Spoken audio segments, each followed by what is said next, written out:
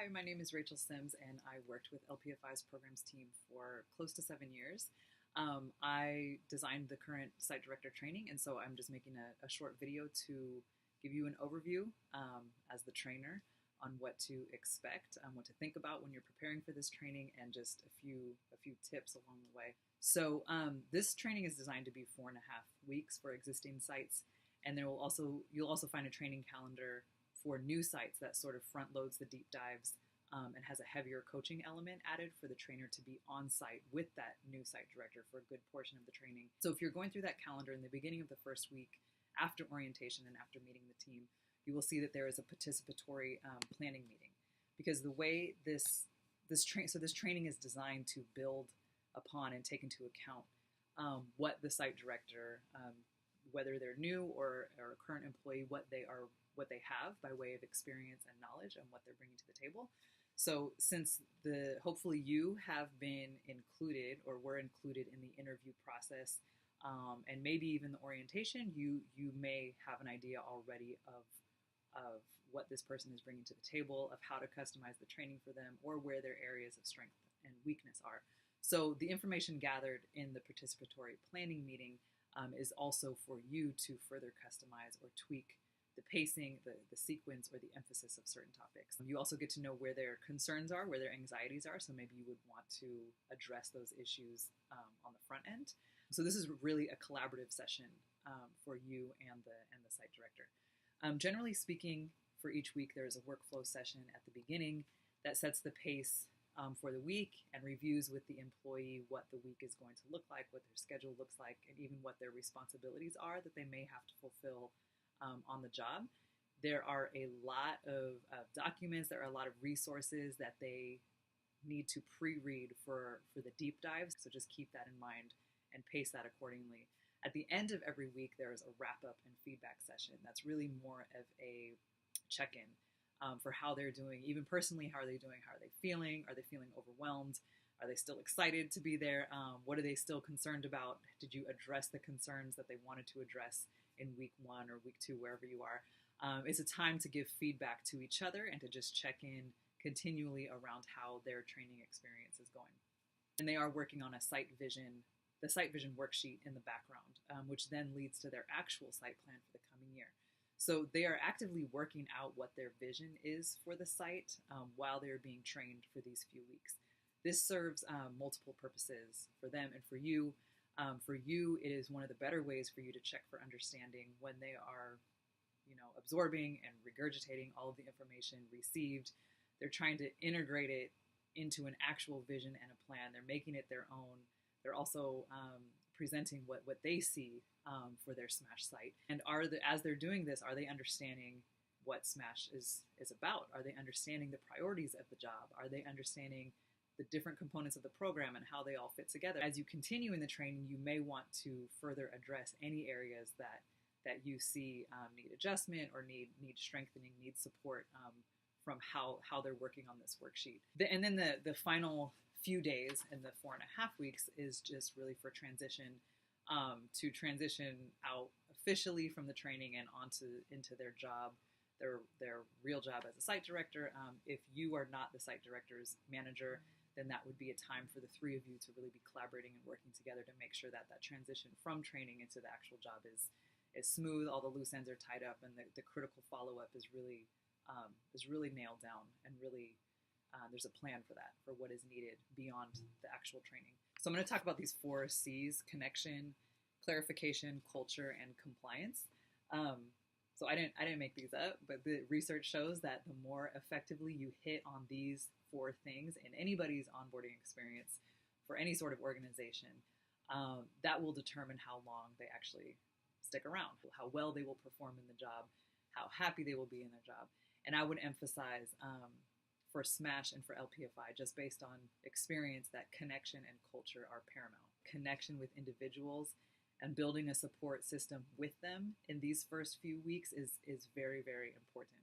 So the training checklist, of course, which is at the top, is just a document that you can go through at the end of every week, or even at the beginning of every week, just kind of checking off which topics you covered and making sure you both feel good you would sign off saying that, yes, I have passed on all of this information. They have all of the resources. We've discussed the skills needed to perform in this area of the role. And the new site director signs off saying, yes, I feel good. I can adequately perform in this area. I have everything I need to do my job in this area. The critical follow-up on that checklist is where you would make note of very specific things needed after the training that the training is not able to accomplish, either because of time restraints or because the resources aren't there, something's not ready, or it really is some further professional development that the individual needs. So the deep dives are where you go into certain topics of the SMASH program, and site visits happen throughout the training and as often as possible. Depending on logistics and scheduling, the more visits, the better. And certain deep dives have to happen on site. For example, the SMASH Academy deep dive has to happen on site, and it's recommended that you're just there as much as possible. You want them to get so familiar and comfortable with their campus in these 4 weeks that they can walk around freely, be able to visualize what SMASH will look like on that campus, and even start to come into their own as a new leader on that campus community. So from all of these components here, this is what they are producing throughout the training, are these 4 things. So the site vision worksheet, which turns into their site plan for the upcoming year, a site calendar, which is happening in the background. As they become aware of actual events, they're drafting their own site calendar for the coming year. And then the culminating presentation is what they present to the programs team. So these are the 4 deliverables for the site director. What's happening on the team is really critical, actually, because the site director doesn't stand alone. So this is really for the site director's manager. If that's you, then I'm speaking to you. If not, then this is for their manager. The team is getting to know one another sort of afresh now with this new addition to the team. They are learning each other's strengths and weaknesses. They are sort of taking inventory of the current landscape and what they are working with as a team. So this is really important for when new people are coming in, and it's also really important for their leader to take a renewed inventory of who's on the team, what the dynamic is.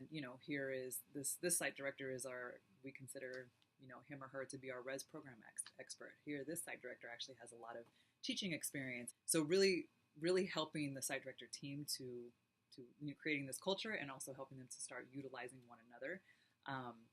And giving the leader, their manager, some insight on how to capitalize on all of that. So this is not really a heavy lift for the team, but this is just for you to be aware about. This is actually the director's prerogative. This is the site director manager's prerogative to manage this and integrate this well, so that it makes sense for the team and for the planning, the yearly planning. And then the site director workspace, they are being integrated into the ongoing workspace of the site director and getting general support just in all aspects of the job. Support of the 4 C's is also where the team comes into play, formally or informally, that there's an understanding on the entire team of these 4 components of the onboarding and training experience. So if the new site director is at home base, if they are in Oakland, and other site directors in Oakland are actually helping to make connections and help clarify the job. They understand that that's part of the expectation. If site directors are virtual, they still have that understanding that we're here to support the onboarding experience and the training experience of this new site director, which I think that's well known. It's not going to be a problem. For emphasis, again, this becomes your training. You are really building out the training. I have provided a lot for you to work with. It's pretty comprehensive. It covers all the topics that you need to cover. It includes a list of all the resources that you need, but you're really building out the training.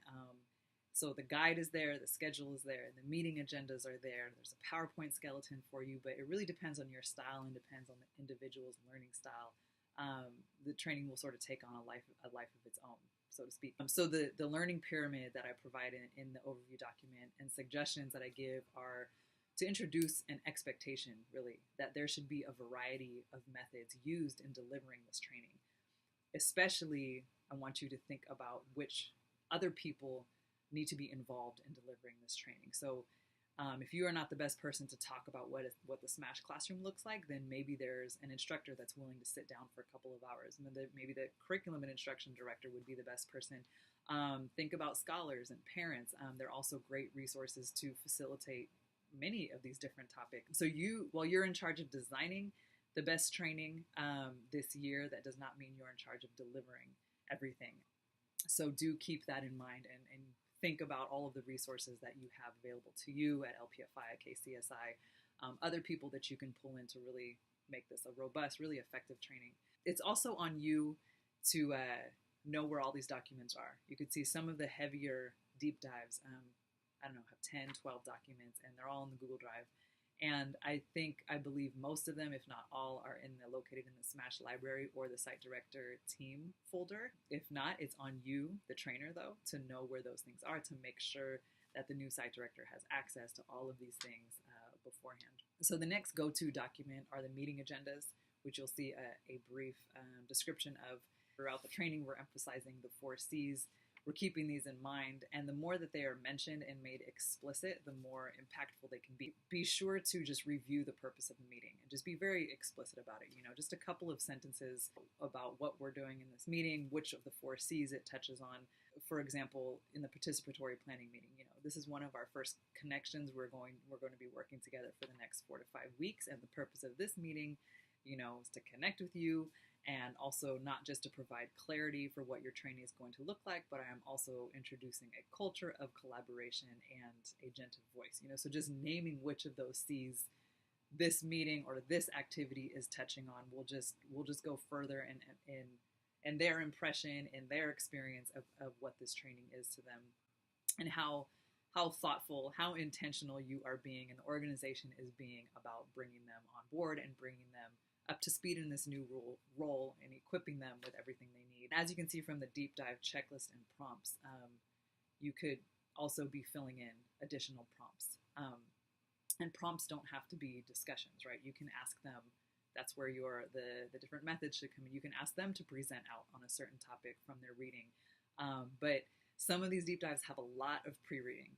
So just keep that in mind and try to get creative with that. If there's another way they can be digesting the information, if there are certain videos that they can be watching instead, if there are other activities they can be participating in that you think would touch on the information in a better way, then please, by all means, include that. So to wrap up, I just want to also emphasize the coordination that has to occur between you and the site director team manager, if that's not you. So there is a section in the overview document that outlines the responsibilities of the site director manager, who I'm referring to as the director's responsibilities versus you, the trainer's responsibilities. If you're the same person, that's great. If not, there has to be a level of coordination before, during, and after the training to make sure that you're all on the same page. Even if especially if there's different work styles, that is considered, between the two of you, that when they're passing from trainer to manager, and this new site director is going to be spending a lot of time with you in their first few weeks and may get used to a certain way that you do things, and then they're transitioning to their manager, which may do things differently, that you make sure that's talked about between the two of you beforehand to try to minimize any kind of discrepancies or any kind of issues that could potentially arise because of that. So hopefully this video was useful, and I wish you luck and in preparing for this training. Have fun with it. The site director role is intense. There's a lot that goes into it. Make sure that their first experience with you, their first experience with the team, their first few weeks of the organization, while it gives them a clear view of what the role is, there's a lot of work, there's a lot of information, there's a lot of things to juggle at the same time in order to be an effective site director. But it's also about connecting with people. It's about having fun. It's about creating a culture where we're all empowered. We are empowering our scholars. We are focused on our scholars and their success. So be sure to keep, of course, the core values in mind as you go through this training, and by all means, have a good time. Thanks.